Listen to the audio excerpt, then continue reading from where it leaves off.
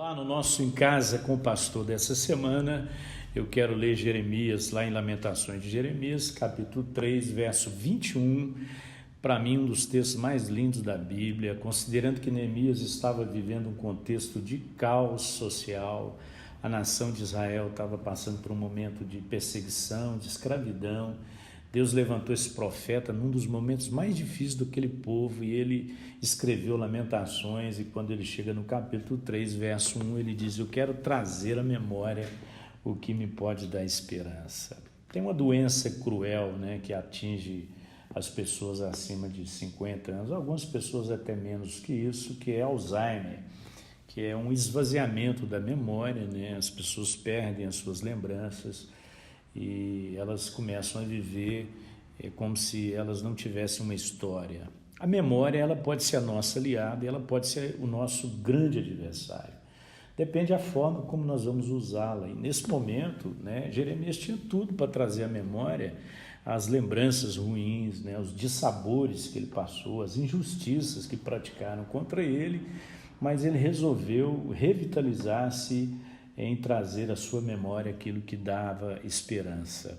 E aí ele vai falando das misericórdias de Deus, que se renova a cada manhã, e elas são a causa de nós não sermos consumidos. Muitas vezes nós esquecemos que Deus é misericordioso, e que Ele está conduzindo a nossa vida da forma que Ele quer, para cumprir o propósito que Ele mesmo estabeleceu.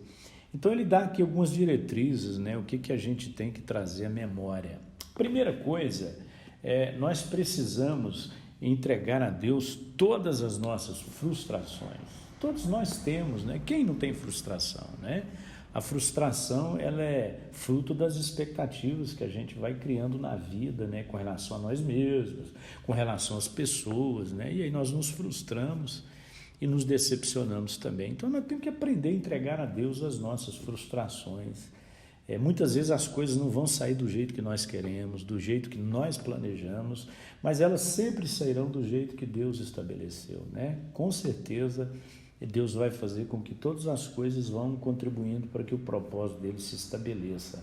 Como que você lida com as suas frustrações? Muitas vezes as frustrações, elas apontam para o nosso fracasso, para a nossa incompetência, e muitas vezes não se trata disso, Muitas vezes é apenas uma mudança de rota para que a vontade de Deus, que é soberana, se estabeleça na nossa vida. Então Jeremias, ele tinha muitas frustrações, mas ele decidiu entregar todas elas para Deus.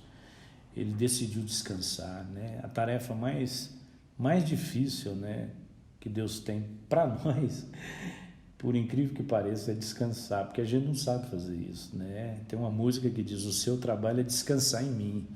Então, muitas vezes, nós não queremos descansar em Deus. Como é que você lida com as suas frustrações? Tem uma história na Bíblia também de Abacuque, Abacuque diz: ainda que a figueira não floresça, ainda que não haja gado no curral, ainda que as ovelhas sejam arrebatadas do aprisco, eu, todavia, me alegrarei no Senhor. Então ele consegue transitar acima das frustrações.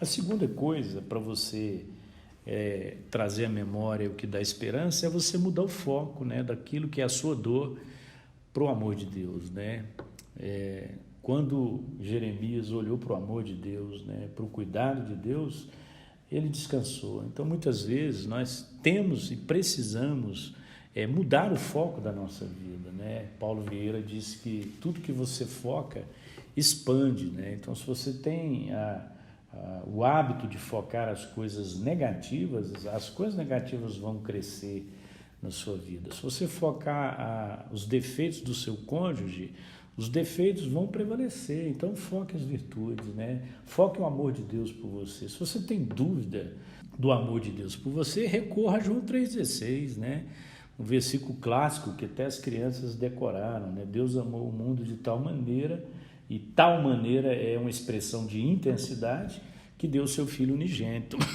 para que todo que nele crê não pereça, mas tenha a vida eterna.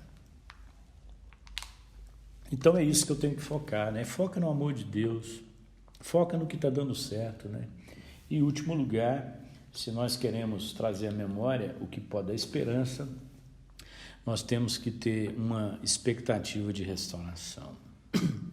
Verso 21, restaura-nos para ti, Senhor, renova os nossos dias como de antigamente. Então, houve um tempo na vida de Jeremias muito bom, né?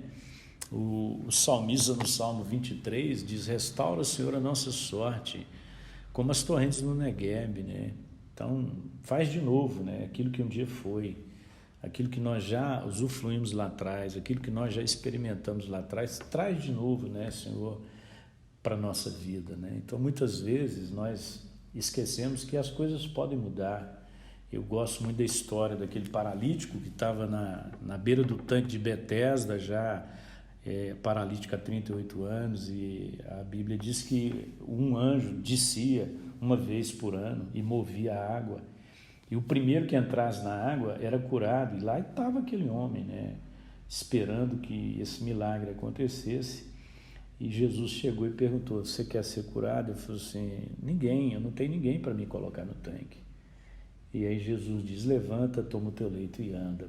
Né? Ele provavelmente não contava com aquilo, né, com a forma como ele foi curado, e ele jamais imaginava que um dia ele ia carregar o seu próprio leito e poder andar com as suas próprias pernas. Renovação. Então, às vezes você pensa que já acabou, né, que Deus já desistiu, que não tem mais nada para você, né, que tudo chegou ao fim, e aí Deus diz, abra o seu coração e tenha uma expectativa de renovação e de restauração. Quero trazer à memória o que pode dar esperança. Talvez a sua memória está carregada de coisas que não trazem esperança, né? De vez em quando eu tenho que vir no meu computador e começar a deletar algumas coisas, esvaziar a memória do computador para ganhar espaço, né? Para colocar coisas novas. De repente você precisa deletar algumas coisas aí e registrar coisas novas, coisas que te dão esperança. Pai, te agradecemos porque o Senhor é misericordioso e ajuda-nos a trazer à memória aquilo que dá esperança, Senhor. Tira o desespero, o medo, a insegurança, a incerteza do nosso coração. Oramos em nome de Jesus. Amém.